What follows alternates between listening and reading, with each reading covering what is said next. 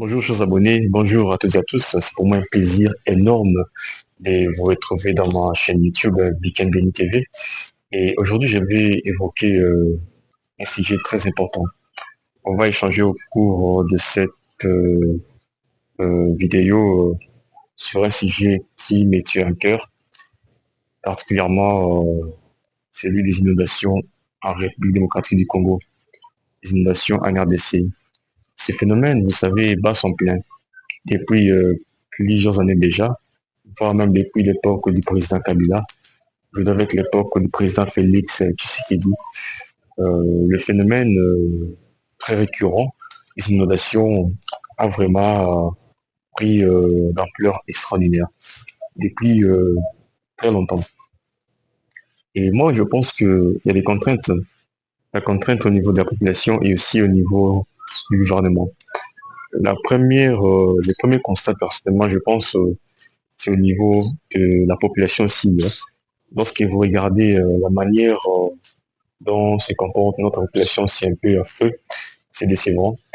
Et je ne dis pas toute la population, une classe de la population. Je pense qu'il faut un changement de mentalité d'un certain point aussi, parce qu'on voit souvent de, de déchets, des bidons au niveau des caniveaux dans la rivière, et quand on va passer par là, avec la Kalamou, des déchets, des bidons, des immondices, on jette tout dans l'eau, on jette tout dans la rivière.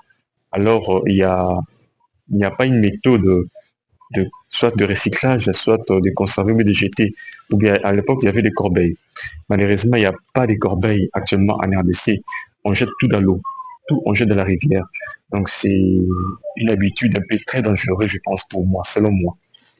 Et deuxièmement, c'est aussi l'aspect au niveau du gouvernement. Je pense qu'il n'y a pas une méthode claire, une méthode efficace pour éradiquer ou pallier à ces problèmes-là.